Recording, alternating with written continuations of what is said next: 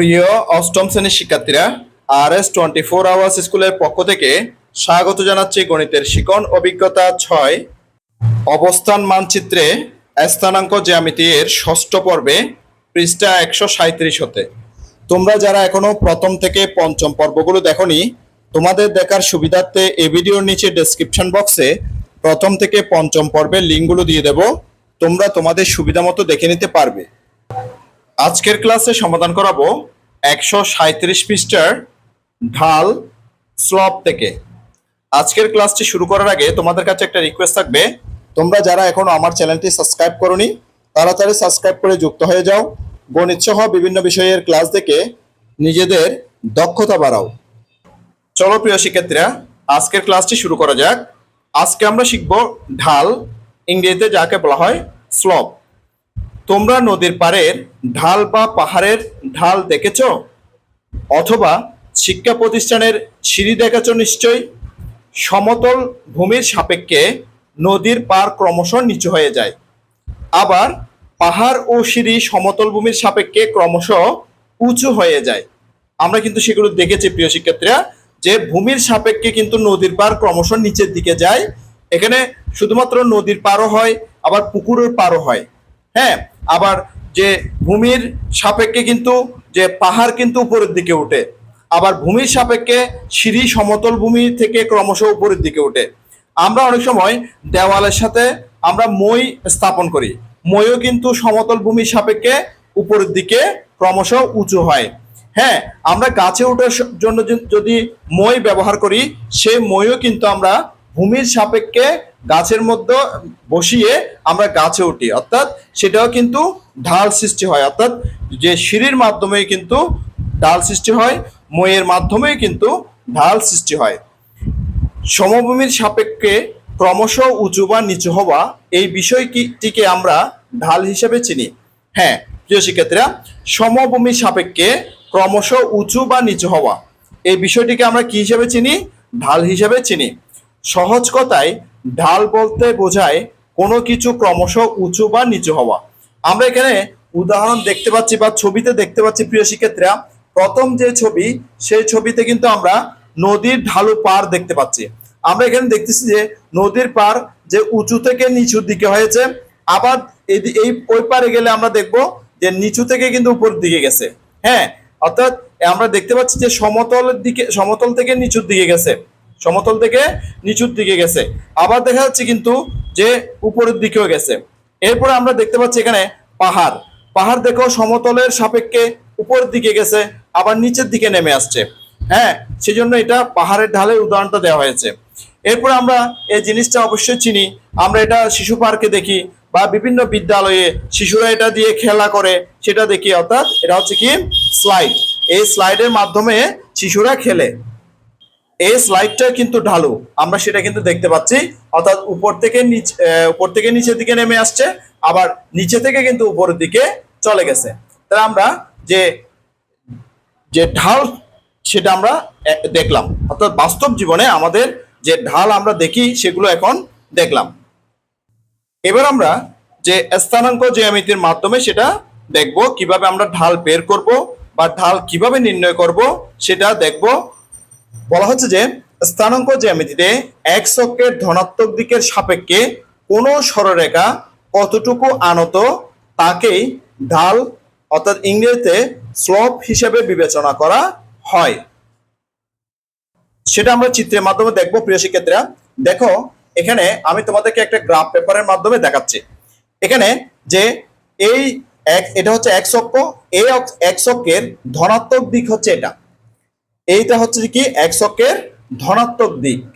তারা আমাদেরকে বলছে যে যে এক্স অক্ষের ধনাত্মক দিকের সাপেক্ষে, অর্থাৎ এক্স অক্ষের এটা হচ্ছে ধনাত্মক দিক, এই ধনাত্মক দিকের সাপেক্ষে কোনো সরলরেখা কতটুকু আনত তাকেই ঢাল হিসেবে বিবেচনা করা হয়।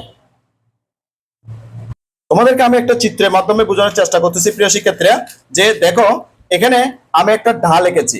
এই যে এটা হচ্ছে যে এখানে ঢাল, এই ঢালটাকে আমি চাইলে যে আরো কমাতেও পারি, আবার উপরের দিকে নিতেও পারি। হ্যাঁ, এই ঢালটাকে আমি চাইলে আরো উপরের দিকে নিতেও পারি, আবার চাইলে নিচের দিকে নামাতেও পারি। অর্থাৎ এখানে যে এই যে উপরের দিকে নিয়ে যাওয়া এবং নিচের দিকে নামা, এটা যে নির্ভর করে এখানে এই যে লম্ব এই রেখাটা এবং এই যে ভূমির সাথে যে রেখাটা আছে এই দুইটা রেখার অনুপাতের উপর। আমরা যদি এখানে চিত্র দেখি, এখানে আমাদের জন্য একটা চিত্র দেওয়া আছে প্রিয় শিক্ষার্থীরা, যে এখানে একটা সিঁড়ি দেওয়া আছে, এটা হচ্ছে ঢাল। হ্যাঁ, এখানে যে সিঁড়িটা দেওয়া আছে এখানে আমরা দেখতে পাচ্ছি একটা সমকোণী ত্রিভুজ কিন্তু তৈরি হয়েছে। এই সমকোণী ত্রিভুজের নিচের যে এবি এই অংশটা হচ্ছে যে আনুভূমিক দূরত্ব।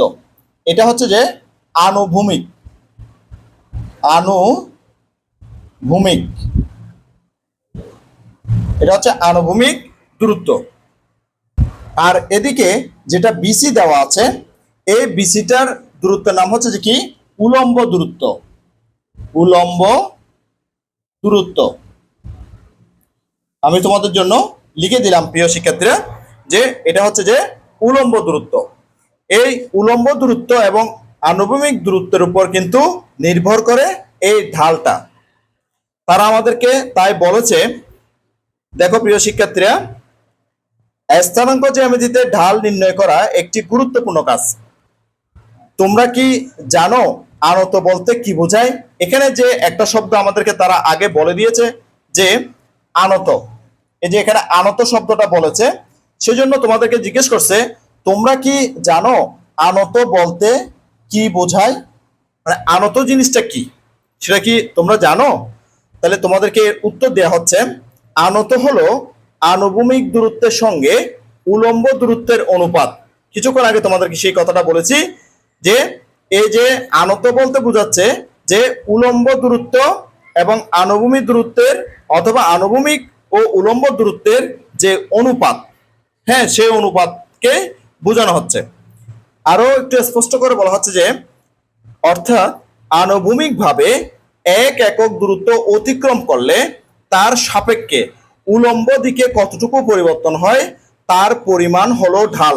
যেমন আমি যদি এই সিঁড়িটাকে আরেকটু এদিকে নিয়ে যাই, হ্যাঁ তখন এটা আরেকটু উপরের দিকে উঠে। অর্থাৎ যে বলা হচ্ছে কি আনুভূমিকভাবে এক একক দূরত্ব অতিক্রম করলে তার সাপেক্ষে উলম্ব দিকে কতটুকু পরিবর্তন হয়। আমি যদি এই এতটুক থেকে আবার এদিকে নিয়ে আসি তখন এই অংশটা আবার নিচের দিকে নেমে আসে, অর্থাৎ উলম্ব দিকে পরিবর্তন হচ্ছে। অর্থাৎ আনুভূমিক এর সাপেক্ষে উলম্বের পরিবর্তন, অর্থাৎ আনুভূমিক তো বুঝতে পারছো, ভূমির সাপেক্ষে পরিবর্তন হচ্ছে উলম্বের দিকে, অর্থাৎ উপরের দিকে পরিবর্তন হচ্ছে। আমি এই যে গোড়াটা যদি আমরা একটু এদিকে আনি তখন এটা আর একটু নিচের দিকে নামবে, আর গোড়াটা যদি আমরা আরো একটু এদিকে নিয়ে যাই তখন এই যে এই অংশটা বা আগাটা আর একটু উপরের দিকে উঠবে। তাহলে আমরা ঢাল বলতে কি বুঝলাম? ঢাল বলতে বুঝলাম আনুভূমিকভাবে এক একক দূরত্ব অতিক্রম করলে তার সাপেক্ষে উলম্ব দিকে কতটুকু পরিবর্তন হয় তার পরিমাণ হলো ঢাল। তার পরিমাণ কি? ঢাল। তাহলে ঢাল কাকে বলে সেটা আমরা শিখলাম। পাশে একটি সিঁড়ির চিত্র দেওয়া আছে। হ্যাঁ প্রিয় শিক্ষার্থীরা, সেটা আমরা কিন্তু দেখতে পাচ্ছি এখানে একটা সিঁড়ির চিত্র দেওয়া আছে। এর আনুভূমিক দূরত্ব হচ্ছে এবি। এতে এবি সেটা আমি তোমাদের জন্য লিখে দিয়েছি প্রিয় শিক্ষার্থীরা, এটা হচ্ছে যে আনুভূমিক দূরত্ব এবং উলম্ব দূরত্ব বিসি। এই বিসি হচ্ছে উলম্ব দূরত্ব, সেটা আমি তোমাদের জন্য লিখে দিয়েছি। তাহলে সিঁড়ির ঢালটা কত হবে? সিঁড়ির ঢাল হবে যে বিসি ভাই এবি, বিসি ভাই এবি, অর্থাৎ উলম্ব দূরত্ব ভাই আনুভূমিক দূরত্ব। প্রিয় শিক্ষার্থীরা, আমরা উলম্ব দূরত্বকে সংক্ষেপে কি বলি? সংক্ষেপে আমরা বলি লম্ব। কি বলি? লম্ব বলি। সংক্ষেপে আমরা কি বলি? লম্ব বলে থাকি। আর আনুভূমিকটাকে বলি ভূমি। আমরা কি বলি? ভূমি। আর এখানে এই যে অংশ অর্থাৎ এই সমকোণী ত্রিভুজের এই অংশটাকে আমরা বলি যে অতিভুজ। কি বলে প্রিয় শিক্ষার্থীরা? অতিভুজ বলে থাকি। আমরা চিত্রটার দিকে যদি একটু গভীরভাবে মনোযোগ দিই আমরা দেখতে পাচ্ছি এখানে একটা যে কোণ উৎপন্ন হয়েছে, এই কোণটাকে আমরা থিটার মাধ্যমে প্রকাশ করতে পারি। আর এই কোণটা হচ্ছে যে উন্নতি কোণ, আর এটা হচ্ছে যে সমকোণ। এই কোণটা হচ্ছে যে সমকোণ। তাহলে এটা একটা সমকোণী ত্রিভুজ। তাহলে আমরা দেখতে পাচ্ছি আমরা সিঁড়ির ঢাল অর্থাৎ এই যে এটার ঢাল আমরা কিভাবে বের করব, এই যে উলম্ব দূরত্বকে আমরা আনুভূমিক দূরত্ব দিয়ে ভাগ করব, অর্থাৎ উলম্ব দূরত্ব বাই আনুভূমিক দূরত্ব, অর্থাৎ আমরা লম্ব বাই ভূমি। হ্যাঁ, তাহলে আমরা সংক্ষেপে এটা লিখতে পারি লঘু। কি লিখতে পারি প্রিয় শিক্ষার্থীরা? লঘু। অর্থাৎ লম্ব বাই ভূমি, লম্ব বাই ভূমি হচ্ছে যে tan theta, tan theta equal to লম্ব ভাই ভূমি, লম্ব ভাই ভূমি, অর্থাৎ সংক্ষেপে আমরা বলবো লঘু। কি বলবো প্রিয় শিক্ষার্থীরা? সংক্ষেপে মনে রাখার জন্য বলবো লঘু। লঘু হলে tan theta হবে লম্ব বাই ভূমি, অর্থাৎ উলম্ব দূরত্ব বাই আনুভূমিক দূরত্ব। এই সূত্রটা এখানে আমরা ব্যবহার করে সিঁড়ির ঢাল বের করতে পারি। চলো এবার আরো সামনের দিকে আগানো যাক। এবার হচ্ছে যে স্থানাঙ্কের মাধ্যমে ঢাল নির্ণয়। এবার আমরা স্থানাঙ্কের মাধ্যমে ঢাল নির্ণয় করব, অর্থাৎ স্থানাঙ্কের মাধ্যমে কিভাবে ঢাল নির্ণয় করব সেটা আমরা এবার শিখব। এবার আমরা স্থানাঙ্কের মাধ্যমে ঢাল নির্ণয় করব। বলা হচ্ছে আমরা যদি অক্ষরেখাদ্বয় দ্বারা গঠিত সমতলে অর্থাৎ XY সমতলে দুটি বিন্দু P x1 y1 এবং Q x2 y2 নিই, তবে PQ রেখার ঢাল নিচের চিত্র থেকে বের করতে পারি। নিচের চিত্রটা দেখো প্রিয় শিক্ষার্থীরা, এখানে দুটা বিন্দু নেওয়া হয়েছে। একটা বিন্দু নাম হচ্ছে P x1 y1 আর আরেকটা বিন্দু হচ্ছে যে Q x2 y2। তাহলে PQ রেখার ঢাল সমান উপর হচ্ছে যে RQ বাই নিচে হচ্ছে যে PR। হ্যাঁ, অর্থাৎ RQ বাই PR। তাহলে এই যে RQ যেটা সেটা হচ্ছে কিসের? এটা হচ্ছে যে যে এটার, অর্থাৎ RQ কোটি, মানে কোটির মান। হ্যাঁ, আর PR যেটা, অর্থাৎ PR যেটা হচ্ছে সেটা কি? এটা PR হচ্ছে যে কি? ভুজ। PR হচ্ছে যে ভুজ। তাহলে RQ যেটা, হ্যাঁ RQ যেটা সেটা হচ্ছে কি? কোটিদ্বয়ের অন্তর। অর্থাৎ এখানে কোটি কিন্তু এখান থেকে শুরু করে এতটুকু, কিন্তু এখানে কিছু অংশ কিন্তু কি আছে? বাদ যাবে, কারণ এই অংশটা বাদ দেওয়ার পরে এই অংশটার দূরত্ব আমরা রাখবো, সেজন্য বলা হচ্ছে যে কোটিদ্বয়ের অন্তর। এরপরে PR, PR হচ্ছে কি? ভুজদ্বয়ের অন্তর। অর্থাৎ ভুজ হচ্ছে এখান থেকে এতটুকু পর্যন্ত, এখানে যে এই অংশটা কিন্তু বাদ যাবে, এই অংশটা বাদ যাওয়ার পরে এই অংশটা থাকবে। হ্যাঁ, সেজন্য বলা হচ্ছে কি? ভুজদ্বয়ের অন্তর। অর্থাৎ উপরে হবে y2 minus y1 divided by নিচে হবে x2 মাইনাস x1। এখানে যে PQR এটা একটা সমকোণী ত্রিভুজ। এই যে আমাদের PQR এই যে সমকোণী ত্রিভুজ, এই সমকোণী ত্রিভুজ থেকে আমরা যে PQ এর ঢালটা নির্ণয় করব। এখানে প্রিয় শিক্ষার্থীরা এই যে মূল বিন্দু 0 থেকে, হ্যাঁ, এই এতটুকু দূরত্ব হচ্ছে যে x1, আর এখানে মূল বিন্দু এখান থেকে অর্থাৎ এতটুকু পর্যন্ত অর্থাৎ আর পর্যন্ত যে আসছে সেই এই দূরত্বটা হচ্ছে যে আমার x2। এটার দূরত্বটা কি? x2।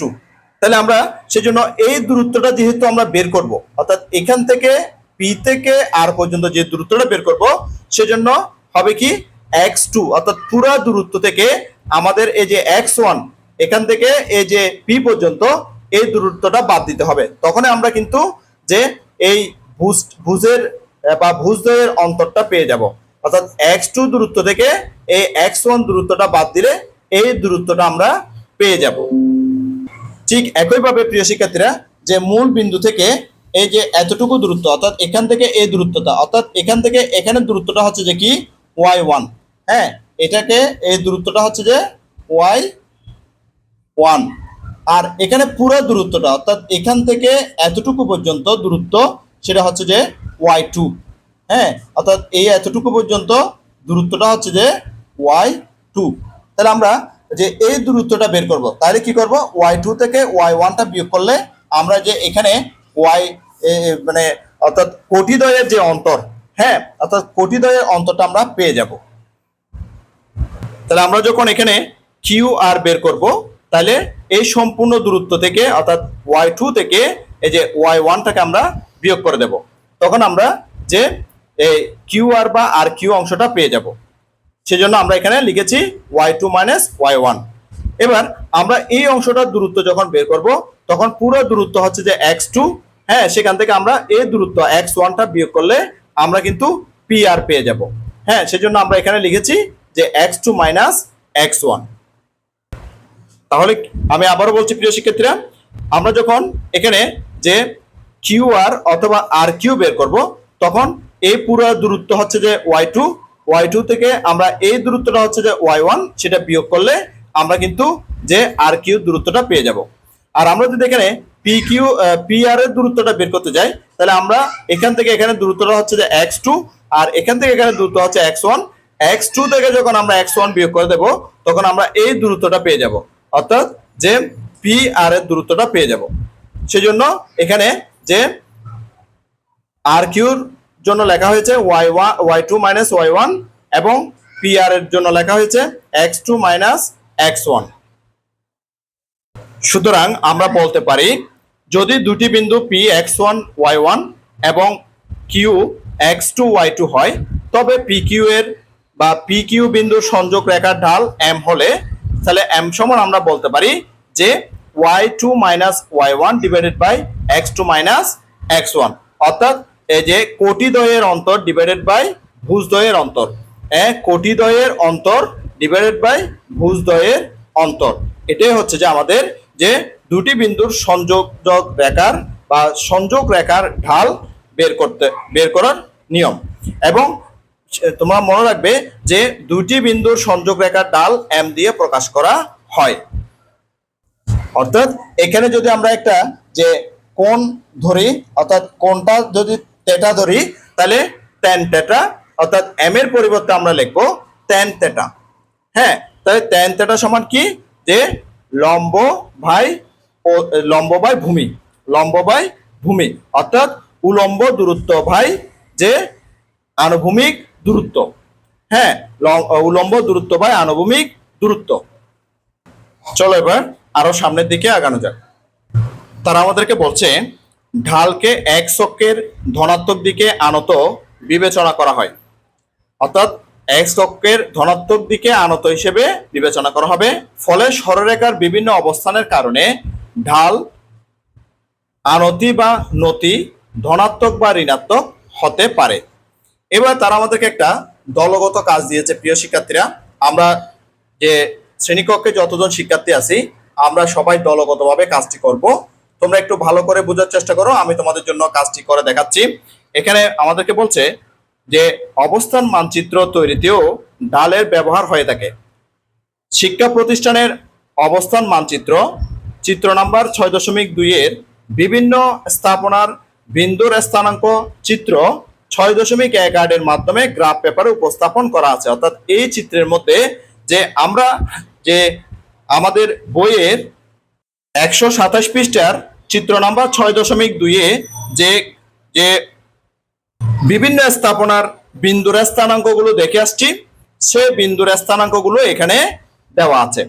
অর্থাৎ এখানে কিন্তু গ্রাফ পেপারের মাধ্যমে দেওয়া আছে। আগে কিন্তু আমাদের গ্রাফ পেপারের মাধ্যমে দেওয়া ছিল না, এখন গ্রাফ পেপারের মাধ্যমে দেওয়া আছে। বলেছে যে এই চিত্র থেকে নির্মের প্রশ্নগুলোর উত্তর দাও। এখানে যে প্রশ্ন দেওয়া আছে প্রিয় শিক্ষার্থীরা তোমাদের জন্য দেখো 1 নাম্বার এবং 2 নাম্বার দুইটা প্রশ্ন দেওয়া আছে। এই প্রশ্নগুলোর উত্তর দিতে বলা হচ্ছে। 1 নাম্বার প্রশ্নে বলা হচ্ছে যে কি, নিচের বিন্দুদ্বয় দিয়ে গমনকারী সরলরেখার ঢাল বের করো। ক নাম্বারে দেওয়া আছে S এবং A1। আমরা এখানে চিত্র থেকে S এবং A1 যে দুটো বিন্দু আছে এই দুটো বিন্দুর প্রথমে স্থানাঙ্ক নির্ণয় করব। তারপর আমরা কিছুক্ষণ আগে যে রেখার ঢাল নির্ণয়ের যে সূত্র শিখেছি, কোটিদ্বয়ের অন্তর ডিভাইডেড বাই ভুজদ্বয়ের অন্তরের যে সূত্রটা শিখেছি সেই সূত্রটা প্রয়োগ করে আমরা যে রেখার বা সরলরেখার ঢাল নির্ণয় করব। প্রথমে আমি এই যে এখানে S বিন্দু আছে, এই S বিন্দুর স্থানাঙ্ক নির্ণয় করব। আমরা দেখতে পাচ্ছি মূল বিন্দু 0 হতে ডান দিকে, অর্থাৎ এক অক্ষের মধ্যে যে কত ঘর দূরত্বে আছে সেটা আমরা দেখতেছি 1 2 3, অর্থাৎ যে এক অক্ষের মধ্যে 3 দূরত্বে আছে এবং ওয়াই অক্ষের মধ্যে 1 2 অর্থাৎ ওয়াই অক্ষের 2 দূরত্বে আছে। তাহলে এস বিন্দুর স্থানাঙ্ক হবে 2, 3, 2। হ্যাঁ, এক্স অক্ষ হবে 3 1 2 3, ওয়াই অক্ষ হবে 1 2 অর্থাৎ 3, 2। তোমাদের বোঝার সুবিধার্থে আমি সেটা লিখে দিয়েছি। এবার এ বিন্দুর অর্থাৎ A1 বিন্দুর স্থানাঙ্ক নির্ণয় করব। দেখো এক্স অক্ষের মধ্যে কত দূরত্ব আছে, 1 2 3 4 5 6 7 8 9 10 11 12 12 দূরত্বে আছে। এরপরে ওয়াই এর কত দূরত্ব আছে দেখি, 1 2 3 4 5 6 6 দূরত্বে আছে। তাহলে এটার স্থানাঙ্ক হবে 12, 6। তাহলে আমরা এস এবং A1 বিন্দুর স্থানাঙ্ক নির্ণয় করে নিয়েছি। এবার আমরা যে এই দুইটা বিন্দুর সরলরেখার ঢাল নির্ণয় করব। ক নম্বরের সমাধানটা দেখে নাও প্রিয় শিক্ষার্থীরা। এস ও A1 এর স্থানাঙ্ক যথাক্রমে এস 3 2 ও A1 12 6। তাহলে এস এবং A1 যে বিন্দু দুটার স্থানাঙ্ক আমরা পেয়েছি এস 3, 2, A1 12, 6। সুতরাং এস ও A1 বিন্দুগামী সরলরেখার ঢাল সমান, উপরে হচ্ছে যে কোটিদ্বয়ের অন্তর, এখানে কোটি হচ্ছে যে 6 এবং 2। হ্যাঁ, এটা হচ্ছে ভুজ, এটা কোটি, এটা ভুজ, এটা কোটি। তাহলে এই কোটিদ্বয়ের অন্তর, তাহলে 6 - 2। এবার হচ্ছে ভুজদ্বয়ের অন্তর নিচে, ভুজ হচ্ছে 3 এবং 12, তাহলে 12 - 3। তাহলে 6 থেকে 2 চলে গেলে আর থাকে 4, 12 থেকে 3 চলে গেলে আর থাকে 9। তাহলে আমরা আনসারটা পেয়ে গেছি 4/9। এটাই হচ্ছে যে আনসার। এবার খ নাম্বারে বলছে যে এস এবং A2। তাহলে এস এর স্থানাঙ্ক আমাদের নির্ণয় করা আছে আগে থেকে 3 2। এবার আমরা A2 এর স্থানাঙ্ক নির্ণয় করব। তাহলে শুরুতে মূল বিন্দু 0 থেকে A2 পর্যন্ত এক্স অক্ষের দূরত্বটা নির্ণয় করি। 1 2 3 4 5 6 7 8 9 10 11। এবার যে এখান থেকে 11 থেকে নিচের দিকে অর্থাৎ ওয়াই এর দূরত্ব নির্ণয় করতেছি, এটা হচ্ছে যে 1 অর্থাৎ -1, যেহেতু নিচের দিকে ওয়াই এর মান সেই জন্য হবে -1। তাহলে A2 বিন্দুর যে স্থানাঙ্ক সেটা হচ্ছে কি 11 এবং -1। তাহলে 11, -1 আমি তোমাদের জন্য লিখে দিলাম। এবার এই বিন্দু দুটির রেখার ঢাল নির্ণয় করব। আনসারটা দেখো না প্রিয় শিক্ষার্থীরা। এস ও A2 এর স্থানাঙ্ক যথাক্রমে এস এর স্থানাঙ্ক হচ্ছে যে 3, 2 এবং A2 এর স্থানাঙ্ক হচ্ছে যে 11, -1। সুতরাং এস ও A2 এর বিন্দুগামী সরলরেখার ঢাল ইকুয়াল টু, প্রথমে আমরা কোটিদ্বয়ের পার্থক্য বের করব। তাহলে কোটি হচ্ছে যে এখানে 2, এখানে হচ্ছে যে -1, তাহলে -1 - 2। এরপরে ভুজদ্বয়ের পার্থক্য নির্ণয় করব। এখানে ভুজ হচ্ছে 3 এবং 11, যেটা আমরা নিচে লিখেছি। তাহলে 11 - 3। তাহলে -1 এবং -2 যোগ করলে আমরা পেলাম -3, আর 11 থেকে 3 চলে গেলে পেলাম 8। তাহলে এটাই হচ্ছে যে আমাদের আনসার। তাহলে আনসার আমরা পেয়ে গেলাম। এবার গ নাম্বারে বলছে যে সি এবং জি। তাহলে সি বিন্দুটা হচ্ছে যে এখানে মূল বিন্দু হতে বাম দিকে এক্স অক্ষের মান বা এক্স অক্ষের দূরত্ব 1 2 3 অর্থাৎ -3, এবং যে ওয়াই অক্ষের যে দূরত্ব সেটা হচ্ছে কি 1 অর্থাৎ -1। তাহলে সি বিন্দুর স্থানাঙ্ক পেয়েছি -3 -1, -3 -1 হচ্ছে যে সি বিন্দুর স্থানাঙ্ক। এরপর হচ্ছে জি বিন্দুর স্থানাঙ্কটা নির্ণয় করতেছি। জি বিন্দু হচ্ছে এই জায়গায় 1 2 3 4 5 6 7 8 9 10 11 12 13 পর্যন্ত। তাহলে +13। এরপরে যে ওয়াই এর দিকে যেহেতু নিচের দিকে অর্থাৎ মাইনাস হবে 1 2 3 4 অর্থাৎ -4। তাহলে জি বিন্দুর স্থানাঙ্ক হচ্ছে যে 13 এবং -4, সেটা আমি তোমাদের জন্য লিখে দিলাম। এবার এই বিন্দু দুটার যে বিন্দুগামী যে সরলরেখার ঢাল আমরা নির্ণয় করব। গ নাম্বার আনসারটা দেখে নাও প্রিয় শিক্ষার্থীরা। সি ও জি এর স্থানাঙ্ক যথাক্রমে সি -3, -1 ও জি 13, -4। সুতরাং এস ও জি বিন্দুগামী সরলরেখার ঢাল সমান, প্রথমে আমরা কোটিদ্বয়ের অন্তর বের করব। তাহলে এখানে কোটি হচ্ছে -1 এবং -4, তাহলে -4 -1 ব্র্যাকেট দিয়ে লিখলাম। এরপরে ভুজদ্বয়ের অন্তর নিচে লিখবো, তাহলে ভুজ হচ্ছে যে -3 এবং 13, তাহলে 13 -3। এবার পরের লাইনটা দেখো প্রিয় শিক্ষার্থীরা, যে -4 এটা মাইনাসে মাইনাসে +1, 13 এটা মাইনাসে মাইনাসে +3, তাহলে -4 থেকে 1 চলে গেলে আর থাকে -3। আর নিচে দেখো 13 এর সাথে আমরা 3 যোগ করলে হবে 16। তাহলে আমরা আনসারটা পেয়েছি যে -3/16, এটাই হচ্ছে আমাদের আনসার। তাহলে আমরা আনসারটা পেয়ে গেছি -3/16। এবার ঘ নাম্বার বলছে এফ এবং টি বিন্দু।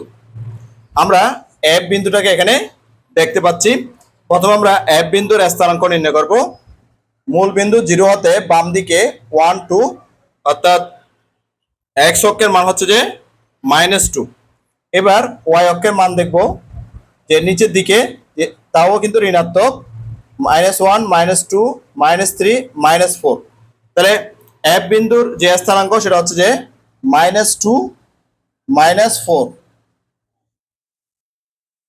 এরপরে হচ্ছে যে টি বিন্দু। আমরা টি বিন্দুকে দেখতে পাচ্ছি এই জায়গায়। তাহলে টি বিন্দুর স্থানাঙ্ক নির্ণয় করব। প্রথমে আমরা এক্স অক্ষের স্থানাঙ্ক নির্ণয় করব। মূল বিন্দু হতে বাম দিকে অর্থাৎ ঋণাত্মক দিকে 1 2 3 4 5 6 7 8 9, অর্থাৎ -9 এক্স এর মান।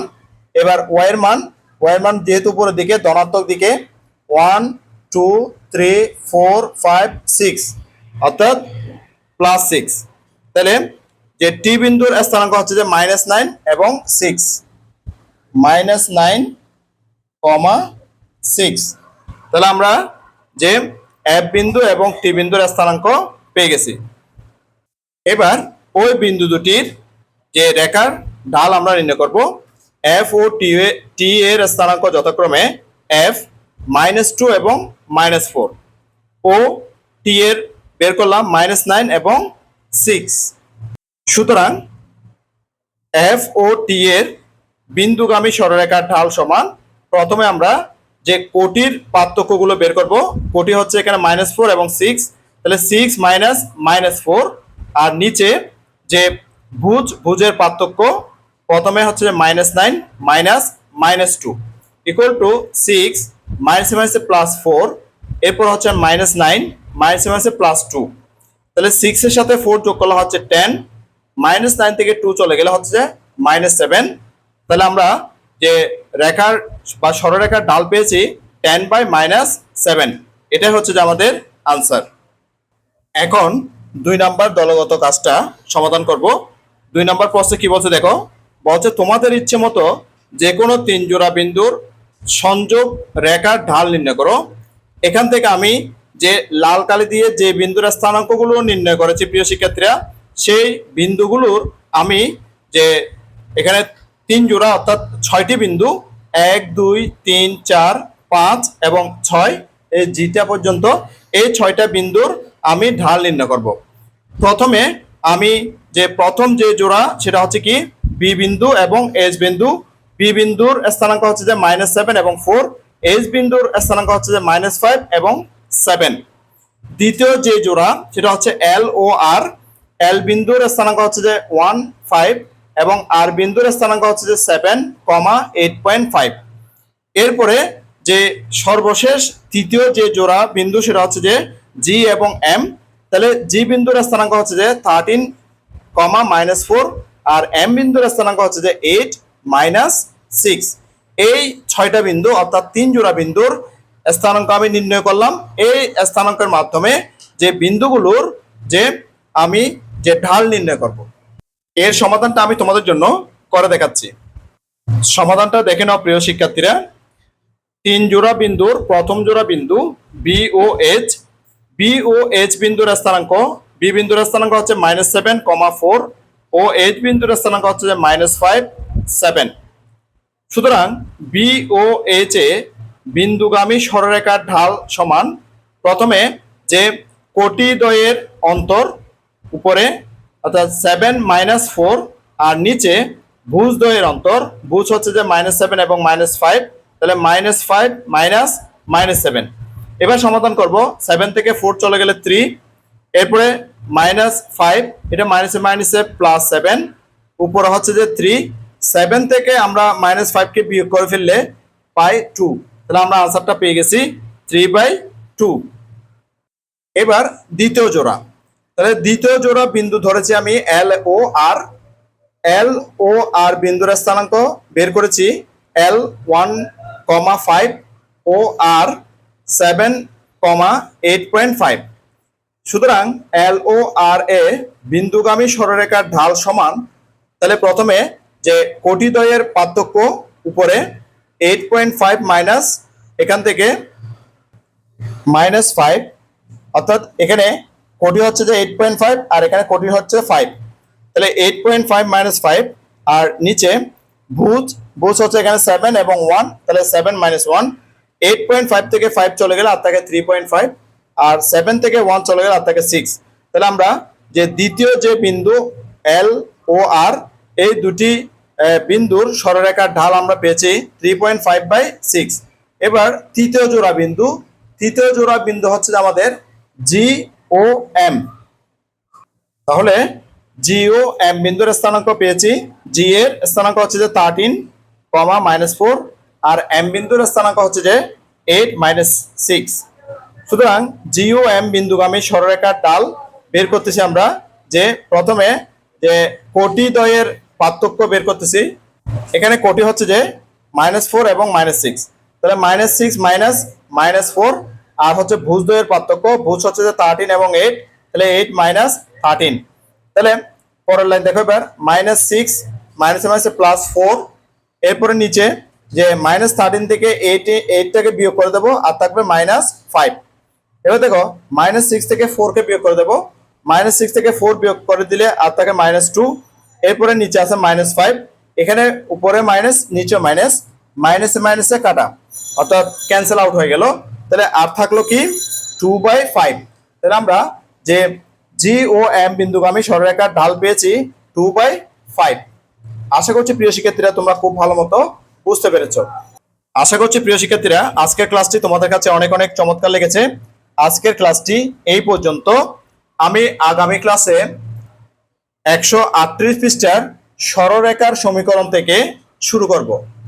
গণিতের শিখন অভিজ্ঞতা 6 অবস্থান মানচিত্রে স্থানাঙ্ক জ্যামিতি এর সপ্তম পর্বটি দেখার আমন্ত্রণ জানাচ্ছি। সাথে সাথে গণিতের অন্যান্য ক্লাসগুলো দেখারও অনুরোধ জানাচ্ছি। ইতিমধ্যে তোমরা যারা আমার চ্যানেলটি সাবস্ক্রাইব করে আমার ক্লাসগুলো নিয়মিত দেখতেছো, তোমাদেরকে আমার অন্তরের অন্তঃস্থল থেকে অসংখ্য অসংখ্য ধন্যবাদ। আর যারা সবেমাত্র আজকে প্রথমবার আমার ক্লাসটি দেখলা, তোমাদের প্রতি অনুরোধ রইল তোমরা আমার চ্যানেলটি সাবস্ক্রাইব করে পাশের নোটিফিকেশন অল করে বেল বাটনটিকে বাজিয়ে দাও। আর তোমার বন্ধুদের সাথে ও আত্মীয়স্বজনের সাথে ক্লাসগুলো বেশি বেশি শেয়ার করো, যাতে করে তারাও তোমার মতো দেখে উপকৃত হয়। গণিতের শিখন অভিজ্ঞতা 6 অবস্থান মানচিত্রে স্থানাঙ্ক জ্যামিতি এর সপ্তম পর্বটি দেখার আমন্ত্রণ জানিয়ে আজকের ক্লাসটি থেকে এখানেই বিদায় নিচ্ছি। সবাই ভালো থাকবা, সুস্থ থাকবা, অবশ্যই নিরাপদে থাকবা। সবাইকে ধন্যবাদ।